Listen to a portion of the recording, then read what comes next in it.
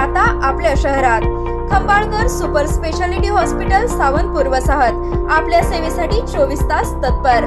नवजात शिशु अतिदक्षता विभाग, अद्ययावत अतिदक्षता विभाग, अद्ययावत वंध्यत्व निवारण विभाग, व्हेंटिलेटर, सेंट्रल ऑक्सिजन, ॲम्ब्युलन्स सेवा, digital x-ray, pathology lab, pharmacy, सुसज्ज operation theatre, joint replacement, cashless insurance सुविधा, मुख्यमंत्री सहाय्यता निधीचा लाभ। खंबाळकर सुपर स्पेशालिटी हॉस्पिटल, संपर्क 88 03 36 37 38। सांडगेवाडीतील सांडपाण्याचा बंदोबस्त करा, अन्यथा तहसील कार्यालयासमोर आमरण उपोषणाचा इशारा। सांडगेवाडी तालुका पलूस जिल्हा सांगली येथील नकाशानुसार असलेली जुनी ओढ काही लोकांनी बेकायदेशीरपणे अडवल्यामुळे गावात सांडपाणी व पावसाच्या पाण्याचा निचरा होण्यास मोठा अडथळा निर्माण झाला आहे। यामुळे गावात सांडपाणी तुंबून दुर्गंधी पसरली असून डासांची वाढ झाल्याने संसर्गजन्य आजारांचा धोका निर्माण झाला आहे। या प्रकरणी वारंवार पाठपुरावा करूनही प्रशासन कोणतीही कारवाई करत नसल्याने ओढ्यावरील अतिक्रमण तात्काळ हटवून ती मोकळी करण्यात यावी। या मागणीसाठी येत्या 14 ऑगस्ट पासून पलूस तहसील कार्यालयासमोर आमरण उपोषण करण्याचा इशारा ग्रामस्थांकडून निवेदनाद्वारे देण्यात आला आहे। सांडगेवाडी हद्दीतील जुनी ओढ बुजवल्यामुळे व त्यावर बेकायदेशीर अतिक्रमण झाल्यामुळे गावातील आरोग्याचा गंभीर प्रश्न निर्माण झाला आहे। या संदर्भात गेल्या 1.5 वर्षापासून ग्रामस्थ पलूस तहसील कार्यालय व इतर शासकीय कार्यालयांकडे लेखी अर्ज, तक्रारी आणि प्रत्यक्ष भेट देऊन सतत पाठपुरावा करत आहेत। मात्र तहसीलदारांनी यावर कोणतीही ठोस कारवाई अथवा आदेश न दिल्याने प्रशासनाच्या या चालढकल भूमिकेबद्दल ग्रामस्थांमध्ये तीव्र संताप व्यक्त होत आहे। नकाशानुसार ओढ मोकळी करावी, अतिक्रमणांवर कायदेशीर कारवाई करावी, पाण्याचा कायमस्वरूपी निचरा व्हावा आणि या विषयात दिरंगाई करणाऱ्या अधिकाऱ्यांची चौकशी व्हावी, अशा मागण्या या निवेदनात करण्यात आल्या आहे। हे निवेदन सादर करताना कपिल सूर्यवंशी, रवी थोरात, मनोज पवार, गोरख सूर्यवंशी, नितीन कांबळे, दीपक शिंदे, सूरज शिंदे, सुशांत सूर्यवंशी, धनराज सदामते व सूरज चव्हाण यांच्यासह ग्रामस्थ उपस्थित होते। तुम्ही बघताय का ही घाण?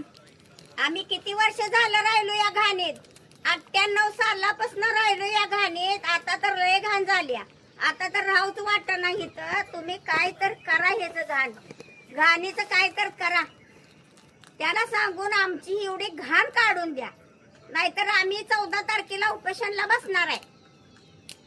आदेश काढलेला नाही तरी लवकरात लवकर आदेश काढून आमच्या जे तिथल्या नागरिकांना होणारा जो त्रास आहे तो लवकरात लवकर मॅडमनी दूर करावा अशी विनंती करतो आणि आमचं निवेदन आम्ही तहसीलदार मॅडमना सादर केलं आहे। सांगेवाडी गावातील सर्व ग्रामस्थ, त्याचबरोबर सांगेवाडी कॉलनीतील हे जे आमच्या सोबत आलेले सर्व तिथले नागरिक गेल्या कित्येक वर्षापासून नैसर्गिक अशा पद्धतीनं एक ओढा सांगेवाडी कॉलनीतील गावाच्या लगत असणाऱ्या सांगेवाडी कॉलनीतून जाणारा नैसर्गिक जो एक ओढा होता, तो ओढा पलूसमधील काही शेतकऱ्यांनी आपापल्या मर्जीनुसार मुजवून टाकला आणि सांगेवाडी कॉलनी व परिसरातील जे काही पावसाचं पाणी असेल किंवा फार मोठ्या प्रमाणात आरोग्याच्या समस्या निर्माण व्हायला लागलेल्या आहे। तिथं डेंग्यू, लहान लहान मुलं आहेत ज्या मुलांना तापाच्या साथी, अशा प्रकारचे विविध प्रकारच्या साथीचे रोग वगैरे तिथं होत आहे।